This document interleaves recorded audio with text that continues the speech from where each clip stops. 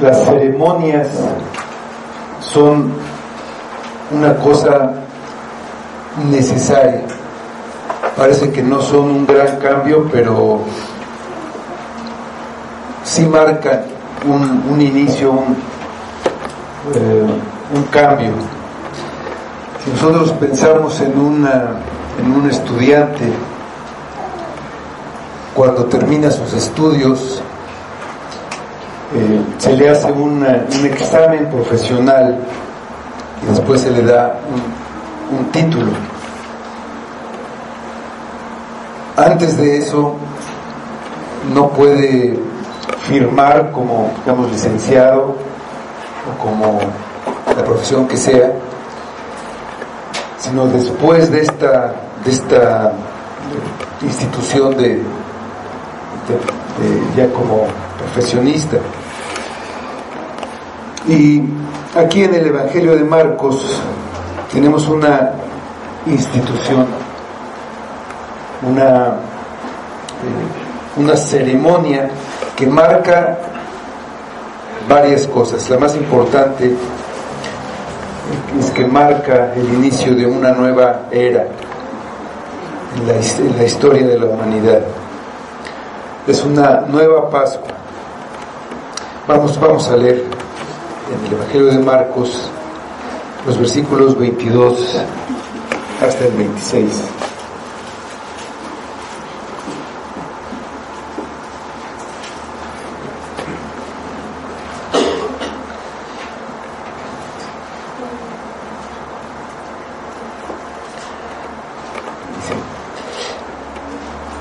Y mientras comían, Jesús tomó pan y bendijo y lo partió y les dio, diciendo: tomad, esto es mi cuerpo.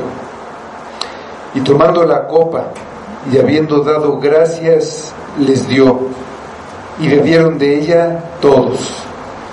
Y les dijo: esto es mi sangre del nuevo pacto, que por muchos es derramada. De cierto os digo que no beberé más del fruto de la vid hasta aquel día en que lo beba nuevo en el reino de Dios. Cuando hubieron cantado el himno, salieron al monte de los olivos. Vamos a orar. Señor, te damos gracias por la palabra que tenemos. Y te pedimos que nos des de tu Espíritu para que pueda tener un fruto, que nos abras los ojos, el corazón, el entendimiento, para que esta palabra traiga fruto a nuestra alma, para que nos sirva de alimento en este inicio de semana y estemos así recibiendo lo que necesitamos para nuestra vida diaria. Ayúdanos, guárdanos. Te pedimos por nuestros hermanos que no están aquí con nosotros en este día, que también sean guardados en tu palabra, que sean alimentados también por ella y que reciban la edificación que necesitan. Y pedimos que todo sea para tu gloria, en el poderoso nombre de Cristo.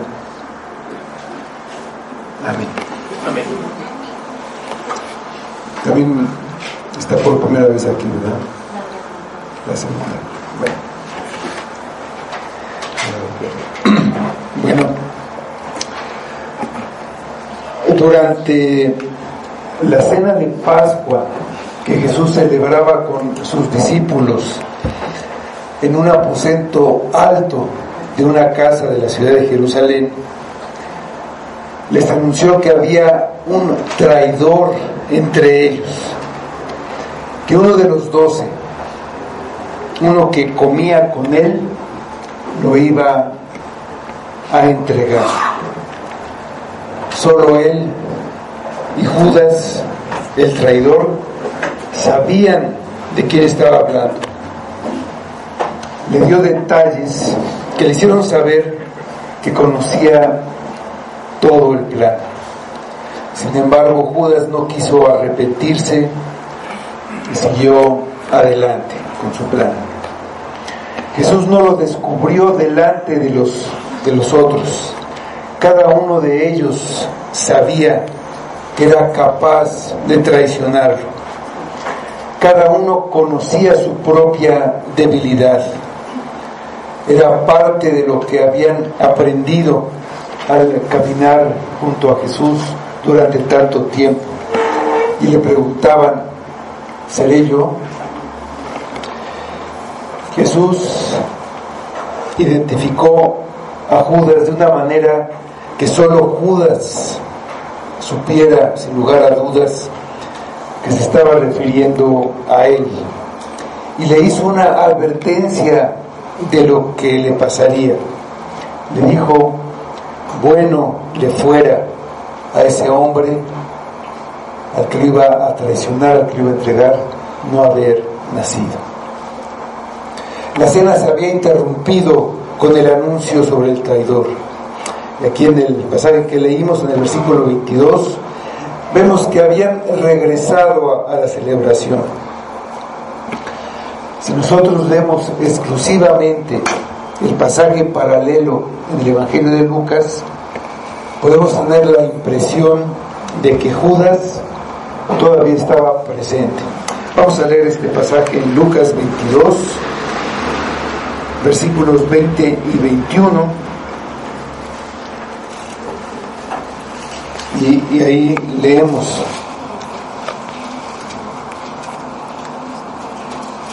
de igual manera, después que hubo cenado, tomó la copa diciendo: esta copa es el nuevo pacto en mi sangre que por vosotros se derrama.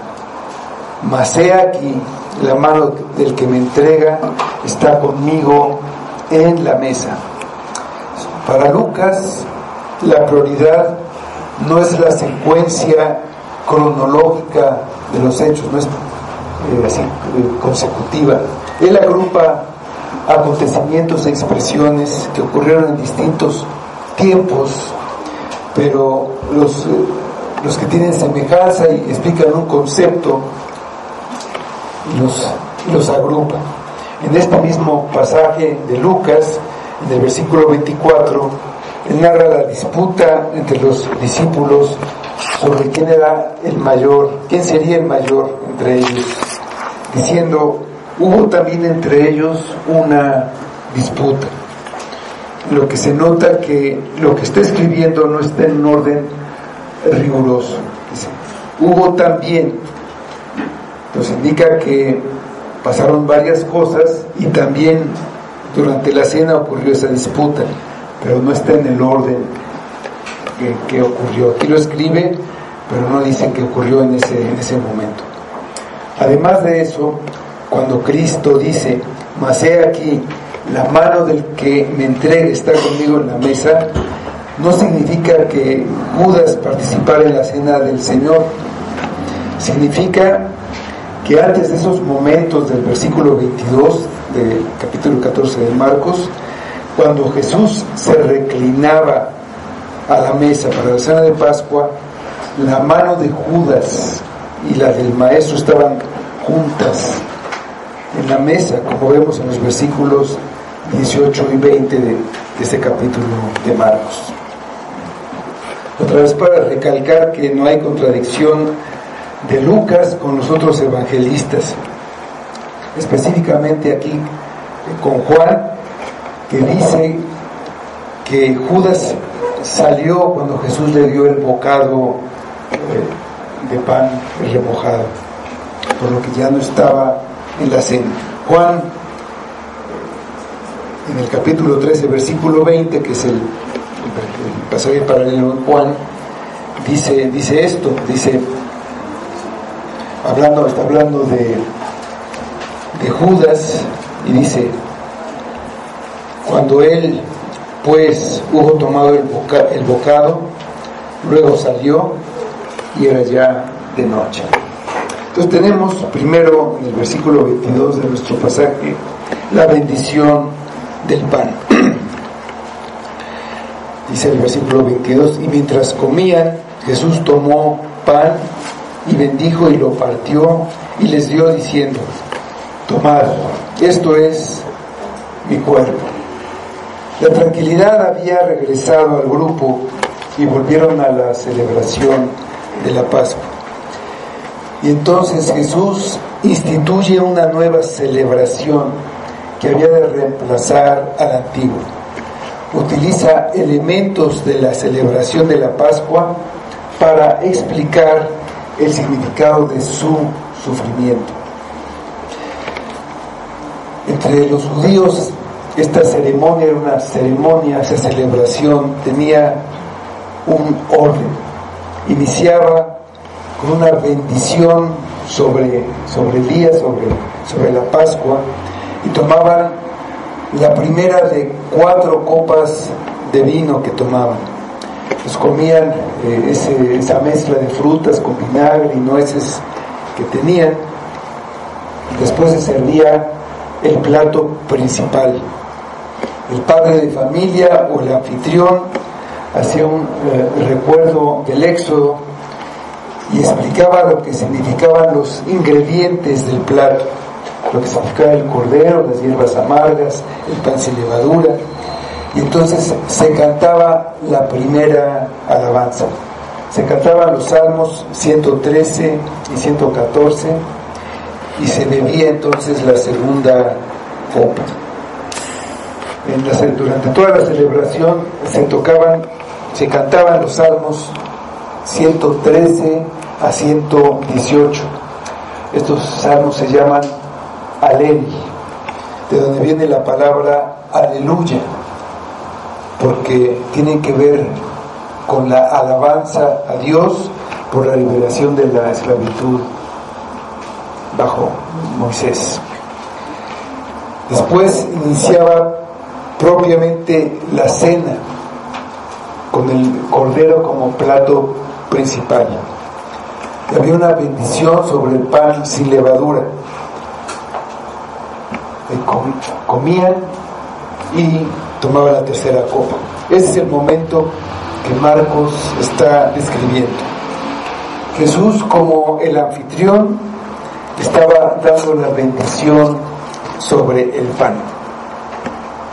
Tomó el pan y cambió las palabras tradicionales para enseñarles a sus discípulos otra vez acerca de su muerte, que llegaría muy pronto, y les da un nuevo significado a los elementos de la cena de Pascua.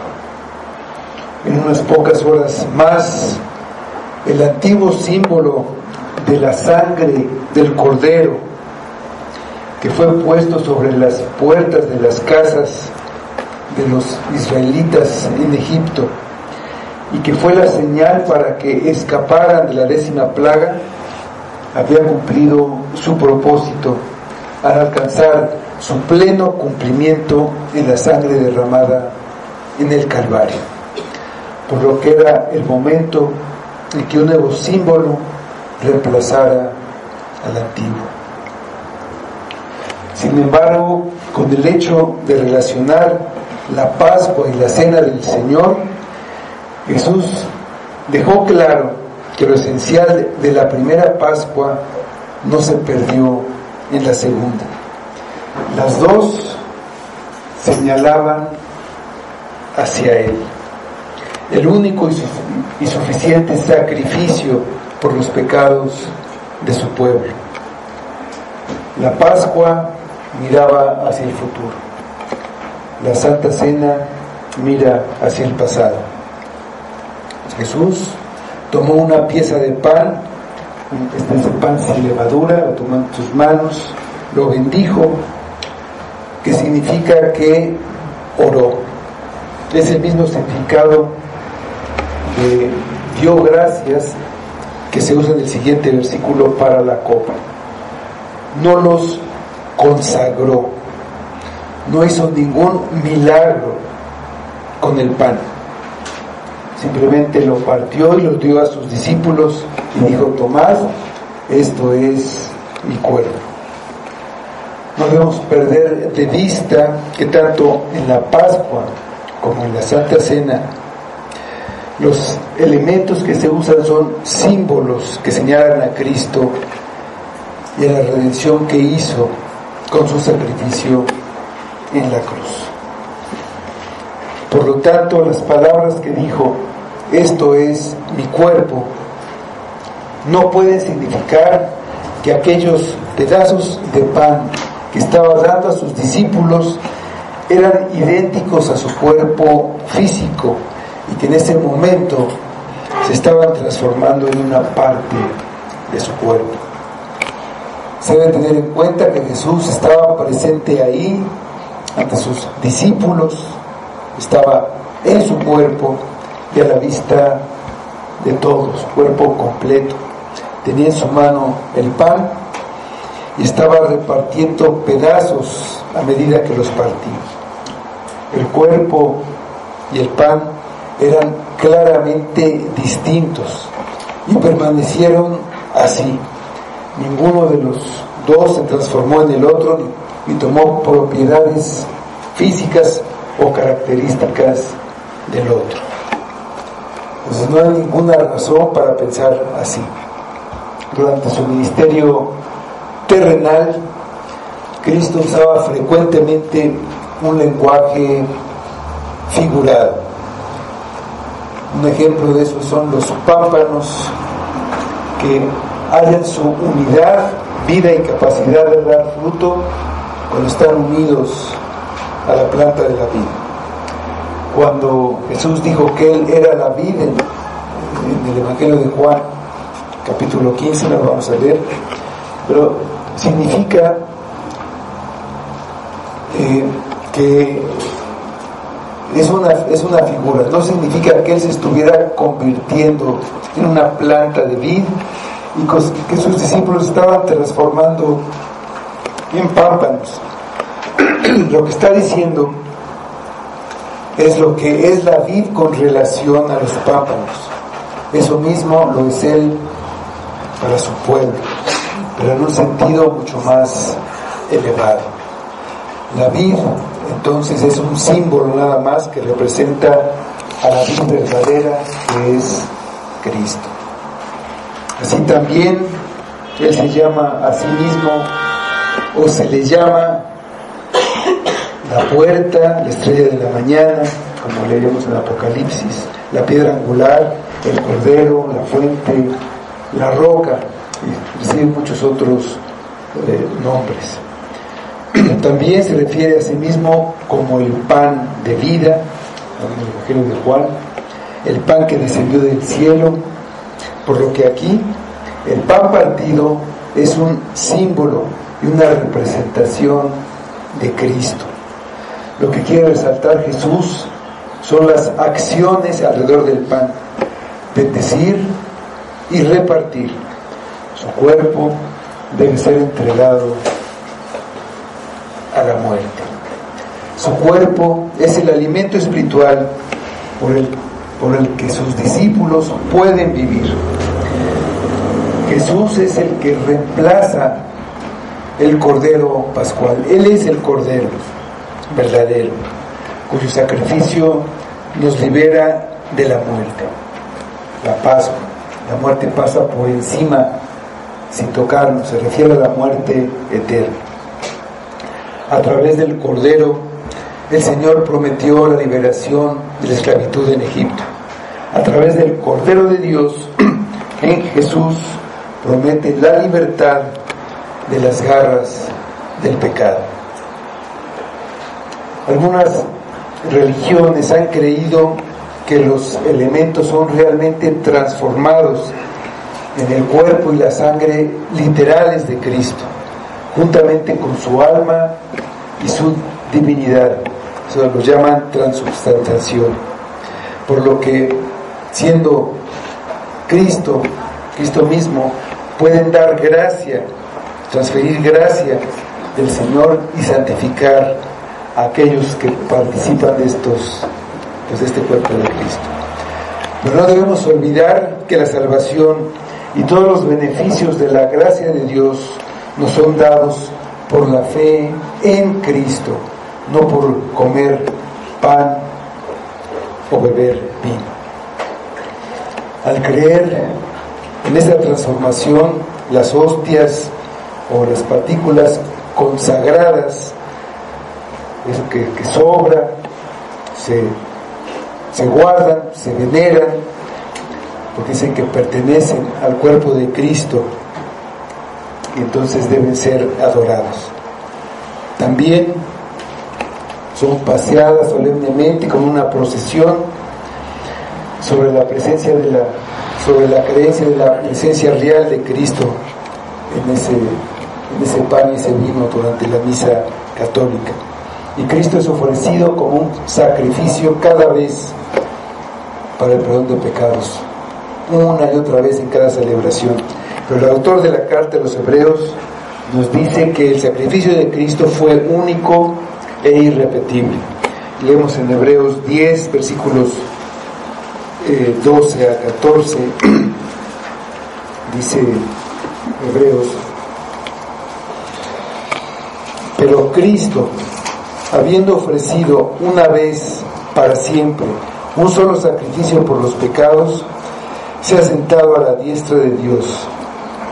De ahí en adelante, esperando hasta que sus enemigos sean puestos por estrado de sus pies, porque con una sola ofrenda hizo perfectos para siempre a los santificados. En la celebración de la Pascua, el pan sin levadura simbolizaba la salida apresurada de los israelitas de la tierra de Egipto. No había tiempo para esperar que la levadura fermentara la masa y entonces para hacer un pan tradicional.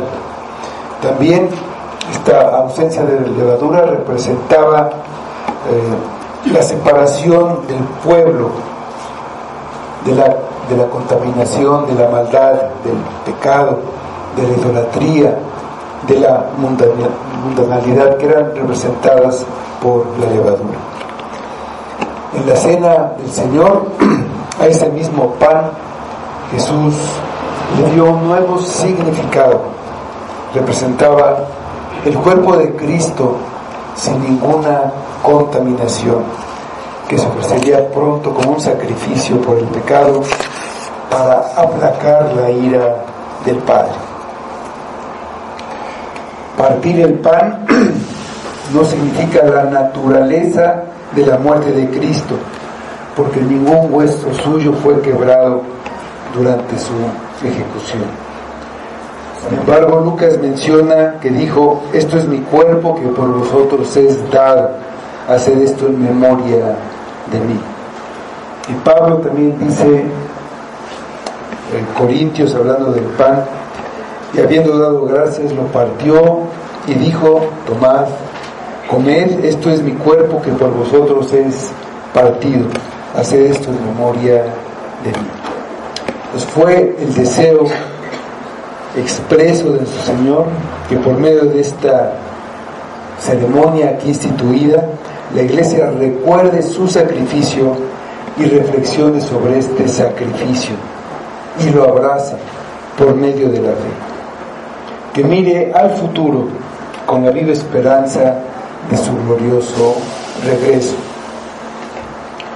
Sin duda alguna, la correcta celebración de la Santa Cena es un recordatorio amoroso de lo que hizo Cristo. Pero más que eso, por su Espíritu, Jesucristo está realmente presente en esta celebración que se hace con la Iglesia congregada en su nombre. Sus seguidores toman y comen, se apropian de Cristo mediante una fe viva y son fortalecidos en esta fe. El hecho de que a cada discípulo se le diera un pedazo del mismo pan significa la unión que tenían con Cristo y entre ellos, como lo explica Pablo en 1 Corintios 10, 16 y 17.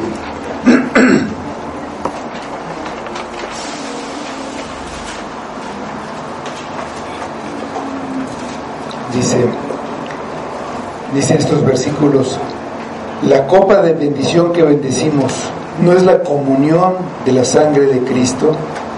el pan que partimos no es la comunión del cuerpo de Cristo, siendo uno solo el pan, nosotros, con ser muchos, somos un cuerpo, pues todos participamos de aquel mismo pan. Tenemos la bendición, la copa de bendición, en los versículos 23 y 24 de nuestro pasaje en Marcos. Y dice: y tomando la copa y habiendo dado gracias, les dio, y bebieron de ella todos. Y les dijo: esto es mi sangre del nuevo pacto, que por muchos es derramada.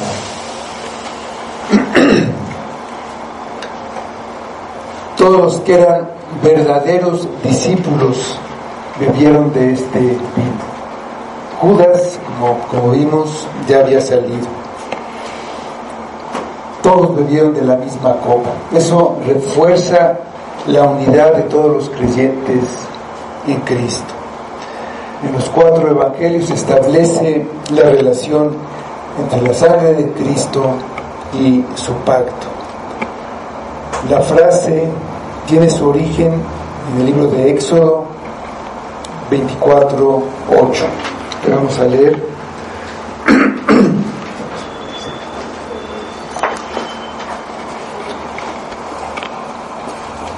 Entonces Moisés tomó la sangre y roció sobre el pueblo y dijo: he aquí la sangre del pacto que Jehová ha hecho con vosotros sobre todas estas cosas. La reconciliación con Dios siempre requiere sangre, un sacrificio expiatorio.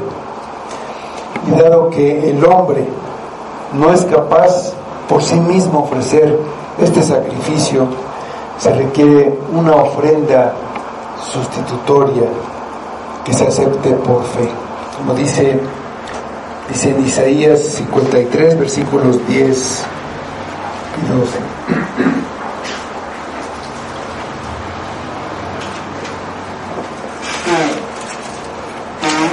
Dice Isaías: con todo esto Jehová quiso quebrantarlo, sujetándole a padecimiento.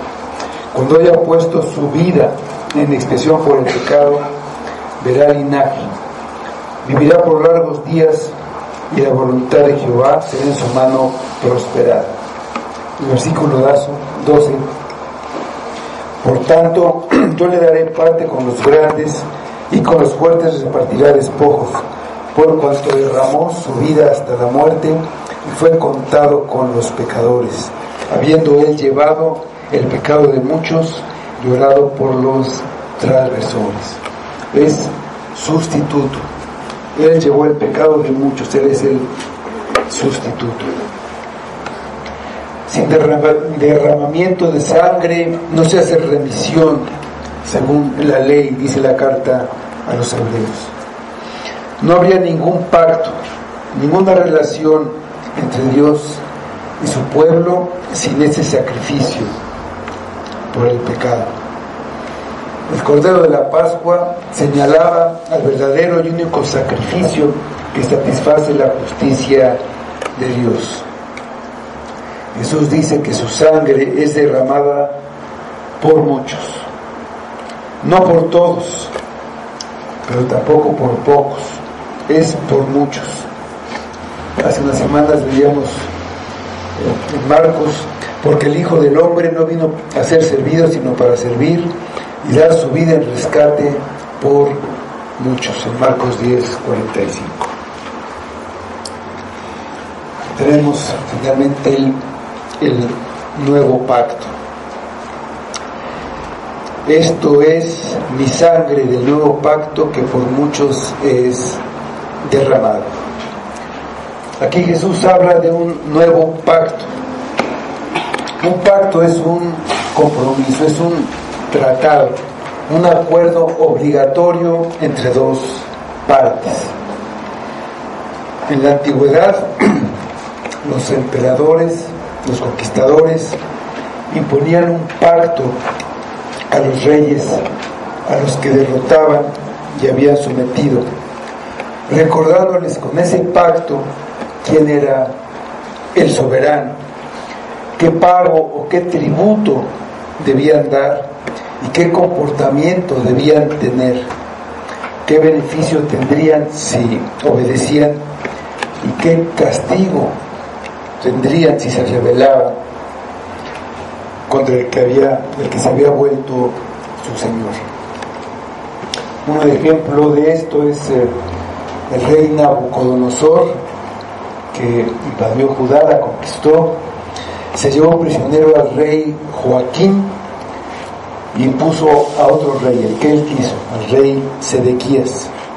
El rey Sedequías, tiempo después, se rebeló y entonces la nación fue destruida totalmente, arrasada, por haber violado ese pacto que se le había impuesto.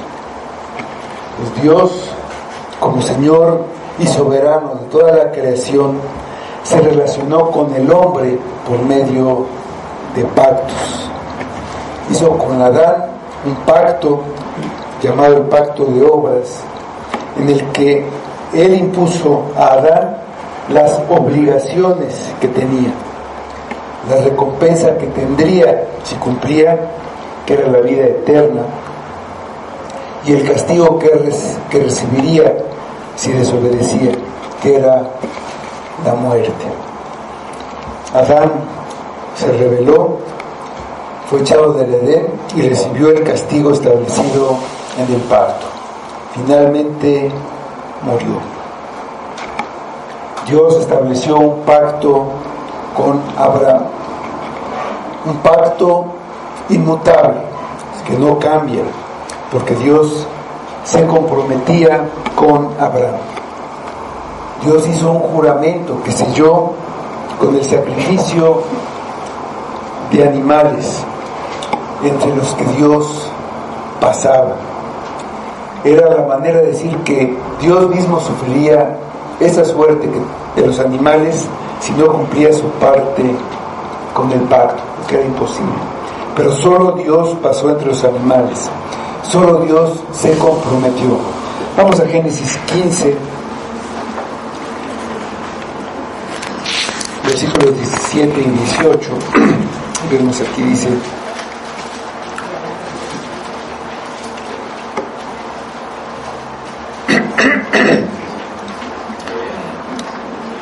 y sucedió que, puesto el sol y ya oscurecido, se veía un horno humeando y una antorcha de fuego que pasaba por entre los animales divididos. En aquel día hizo Jehová un pacto con Abraham, diciendo: a tu descendencia daré esta tierra, desde el río de Egipto hasta el río grande, el río Éufrates. Este pacto tenía la naturaleza de un testamento, la voluntad de Dios que no puede anularse, y fue confirmado a la descendencia de Abraham, a Isaac, a Jacob, a toda su descendencia. Entró en vigor en el momento en que Abraham creyó a Dios y le fue contado por justicia. Hay que notar que el pacto fue para la descendencia espiritual de Abraham, no para su descendencia física, no para Ismael, para los otros hijos de Abraham que tuvo con Cetura, sino para el hijo de la promesa, para el hijo de Sara. En este pacto había un elemento condicional, la circuncisión, y era para toda la descendencia de Abraham, física y espiritual. El que no cumpliera con esa parte del pacto, con su parte, era cortado del pueblo, y fueron circuncidados Ismael y también Isaac. Segunda vez que el pacto es ratificado, ya no puede ser anulado ni cambiado, no se le añade, no se le quita, como explica Pablo en el libro de Gálatas. Dice: para que en Cristo Jesús la bendición de Abraham alcanzase a los gentiles, a fin de que por la fe recibiésemos la promesa del Espíritu. Hermanos, hablo en términos humanos. Un pacto, aunque sea de hombre, una vez ratificado, nadie lo invalida ni le añade. Ahora bien, a Abraham fueron hechas las promesas y a su simiente. La promesa no se cumplió en Abraham.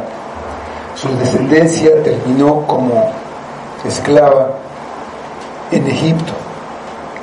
Y una vez que Dios sacó al pueblo de la esclavitud en Egipto, los llevó en el desierto hasta el monte Sinaí, y allí les dio la ley con 10 mandamientos principales y muchos secundarios.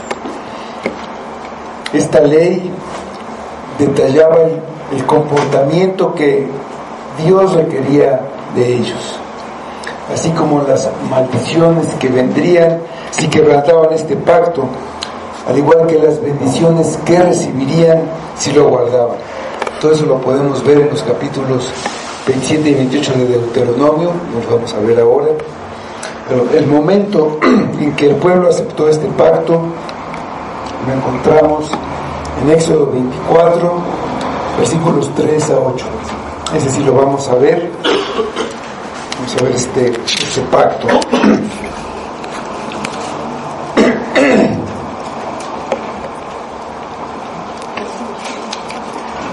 Éxodo 24, 3 a 8 dice: Y Moisés vino y contó al pueblo todas las palabras de Jehová y todas las leyes.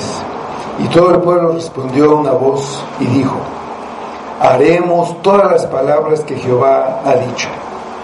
Y Moisés escribió todas las palabras de Jehová, y levantándose de mañana, edificó un altar del monte y 12 columnas según las 12 tribus de Israel. Y envió jóvenes a los hijos de Israel, los cuales ofrecieron holocaustos y becerros como sacrificios de paz a Jehová.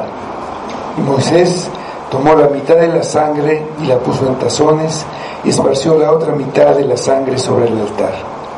Y tomó el libro del pacto y lo leyó a oídos del pueblo, el cual dijo: haremos todas las cosas que Jehová ha dicho y obedeceremos. Entonces Moisés tomó la sangre y roció sobre el pueblo y dijo: he aquí la sangre del pacto que Jehová ha hecho con vosotros sobre todas estas cosas. Aquí está descrito el antiguo pacto que Dios hizo con Moisés y el pueblo de Israel. Hay 2 elementos fundamentales en el establecimiento del pacto: la ley y la sangre. Inicialmente Moisés leyó al pueblo todas las palabras de la ley y ellos se comprometieron a cumplirlas. Haremos todas las palabras que Jehová ha dicho. Después hicieron varios sacrificios y Moisés dividió la sangre de los animales en 2 partes, roció la mitad de ellas sobre el altar como un símbolo de Dios y la otra mitad sobre su pueblo, quedando así sellado el pacto. He aquí la sangre del pacto que Jehová ha hecho con vosotros.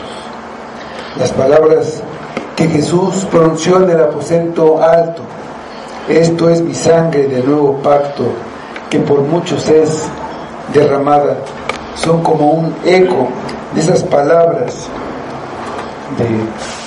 que leímos aquí. En el antiguo pacto o antiguo testamento, las 2 partes, Dios y el pueblo, tenían condiciones que cumplir. Si los israelitas incumplían su parte desobedeciendo la ley, vendría la maldición sobre ellos. Si obedecían, Dios los bendeciría cumpliendo su parte, las promesas que les había dado. Los israelitas se comprometieron, pero inmediatamente después de que Moisés terminara de dar la ley al pueblo, ellos hicieron un becerro de oro y le adoraron, diciendo: Israel, estos son tus dioses que te sacaron de la tierra de Egipto, desobedeciendo claramente la ley que Dios les había dado. Yo soy Jehová tu Dios, que te saqué de la tierra de Egipto, de casa de servidumbre. No tendrás dioses ajenos delante de mí. No te harás imagen. Los primeros mandamientos violados. Y aunque había asegurado que harían todo lo que Jehová les había mandado, toda la historia de este pueblo recoge sus continuas violaciones a la ley de Dios. Rompieron el pacto, fueron desterrados y su templo fue destruido. Dice Hebreos 8:9: ellos no permanecieron en mi pacto y yo me desentendí de ellos, dice el Señor.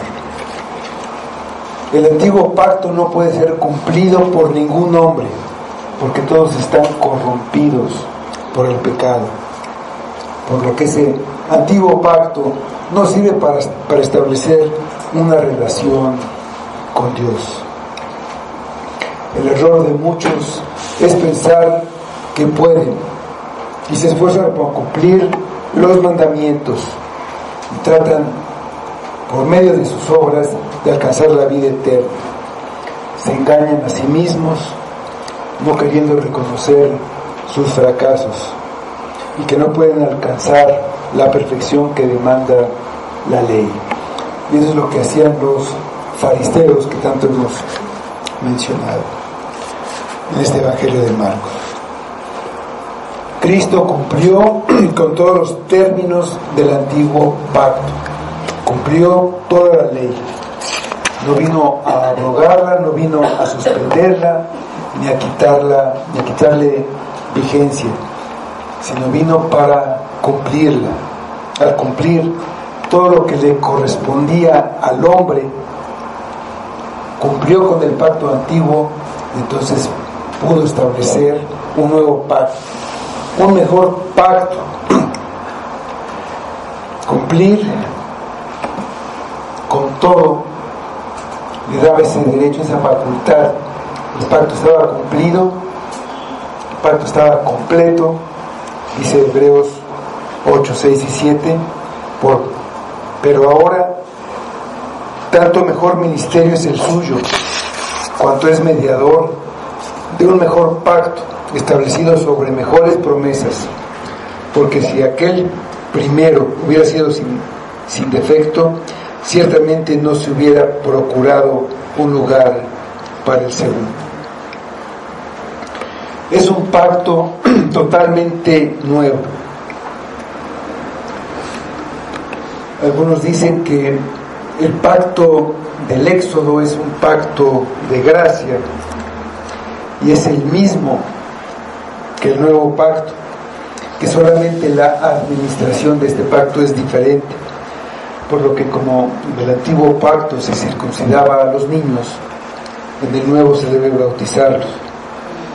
Pero bueno, no podemos dejar de reconocer que en ese pacto del Éxodo hay una parte de gracia, porque fueron sacados de Egipto por gracia antes de darse la ley.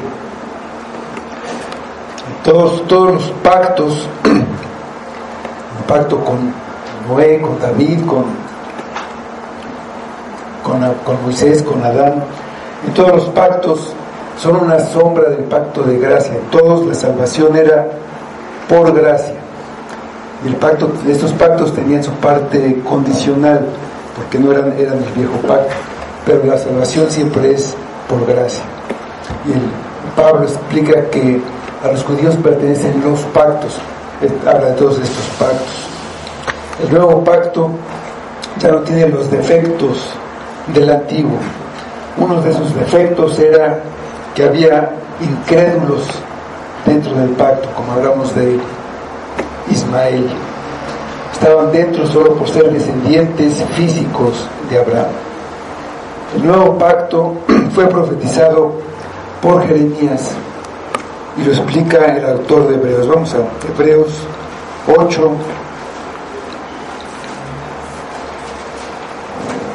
Vamos a leer los versículos 10 a 12.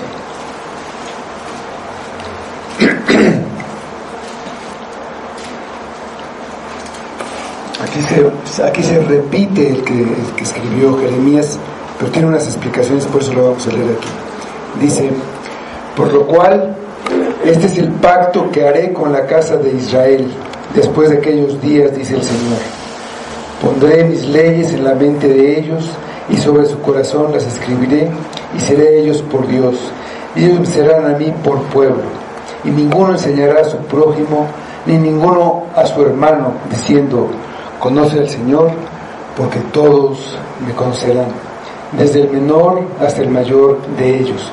Porque seré propicio a sus injusticias, y nunca más me acordaré de sus pecados y de sus iniquidades. Al decir nuevo pacto, ha dado por viejo al primero, y lo que se da por viejo y se envejece está próximo a desaparecer. Todos esos pactos del Antiguo Testamento apuntan al nuevo pacto. Cada uno de ellos revela progresivamente aspectos del pacto nuevo, pero todos esos antiguos tenían una parte condicional. Ninguno de ellos era el pacto de gracias. El nuevo pacto es radicalmente diferente, un pacto completamente de gracia. El problema fundamental del antiguo pacto es que una de las partes, el hombre, era incapaz de cumplir sus obligaciones, por lo que el pacto siempre naufragaba. En el nuevo, todo lo que se dice tiene que ver con lo que Dios hará. Todo lo hace Dios, y sin ninguna duda cumplirá con todo lo que ha prometido, por lo que este nuevo pacto nunca será quebrantado, y el pueblo de Dios nunca será rechazado ni abandonado. Cuando Jesús en la última cena tomó la copa y dijo: esto es mi sangre del nuevo pacto, que por muchos es derramada, estaba dando comienzo a la era del Nuevo Testamento, a la llegada del cumplimiento de las promesas hechas por Dios y anunciadas por los profetas a su pueblo, según las cuales Dios establecía un nuevo pacto sellado y confirmado por la sangre de Jesucristo. Por eso el autor de Hebreos dice que Cristo es el mediador y fiador de un mejor pacto, establecido sobre mejores promesas.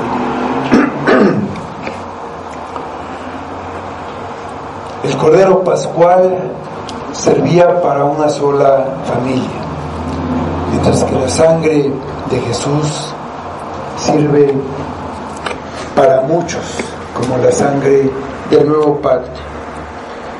Dios estableció su pacto, el cual había sido quebrantado debido a los pecados del pueblo.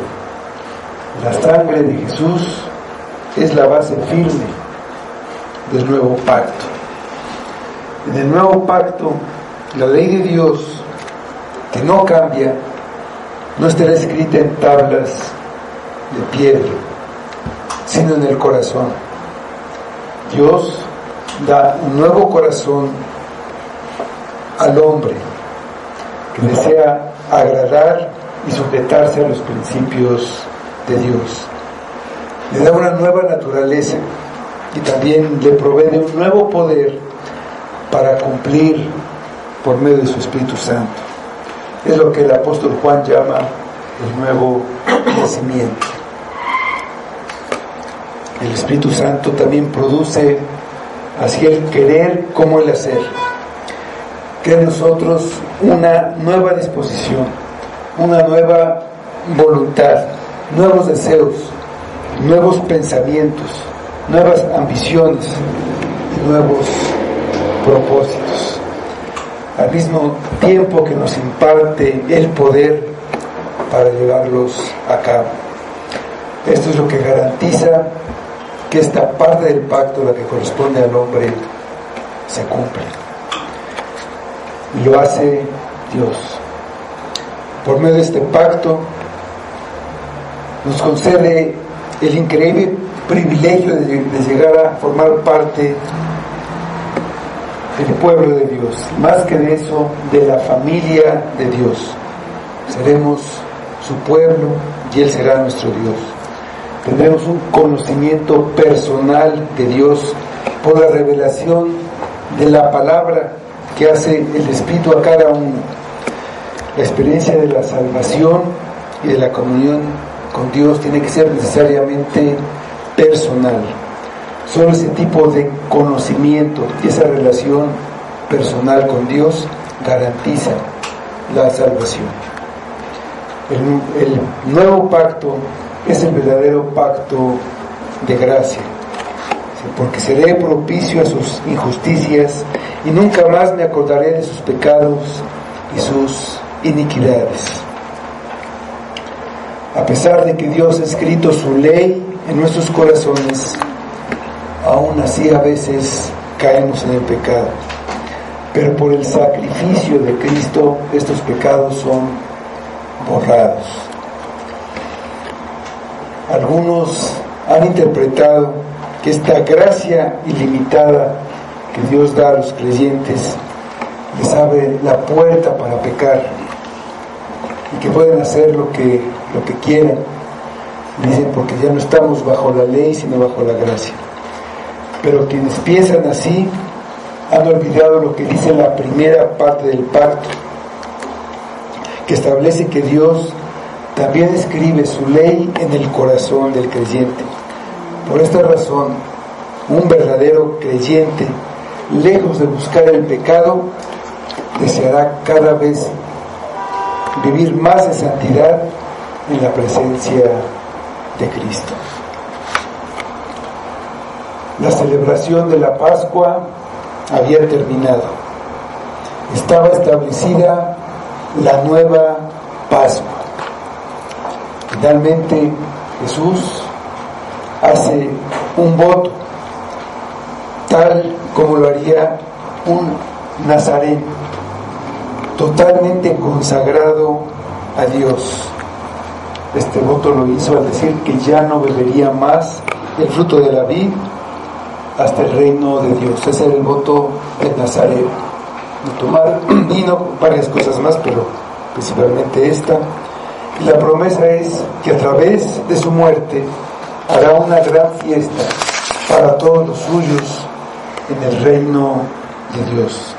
A su regreso, cuando se reúna con su esposa, la iglesia, en las bodas del Cordero, ahí nuevamente tomará la copa de la vida. Y dice el versículo 26: cuando hubieron cantado el himno, salieron al monte de los olivos. Jesús y sus discípulos terminaron, como era la costumbre, con la última parte de la alabanza, cantando el Salmo 118. El versículo 17 dice: no moriré, sino que viviré. Jesús puso sus pies en camino a la cruz para morir, pero con la plena convicción de su resurrección. Jesús es nuestra Pascua. Está inaugurando la nueva Pascua, que es el inicio de un nuevo éxodo. El éxodo era ese viaje, ese inicio de ese viaje a través del desierto. Este nuevo éxodo es la salida de este mundo lleno de pecado hacia el reino de Dios. Podemos iniciar el viaje en base a su cuerpo quebrantado y la sangre derramada en la cruz. La única manera de estar en el nuevo pacto es por medio de la fe, igual que para Abraham y para todos. No es ser miembro de una iglesia ni por ninguna otra obra. Todo lo hizo Cristo en tu lugar. Pon tu fe en Cristo. Confía solamente en Cristo para tu salvación. Y sal del mundo. Deja tu pecado. Arrepiéntete. No para salvarte, sino como la confirmación de que has iniciado este nuevo éxodo y que vas en camino hacia el reino de Dios. Si continúas pecando, todavía estás en el viejo pacto, y si no cumples todas y cada una de las demandas de la ley, todo lo que Dios impuso al hombre, estás condenado. Si no amas a Cristo más que a nada, es que no lo conoces. No te engañes, no estás en el nuevo pacto. Ven a Cristo, el fiador del mejor pacto, el que garantiza que cumplirá todos los términos que ha prometido. Ninguno que viene a Cristo es echado fuera.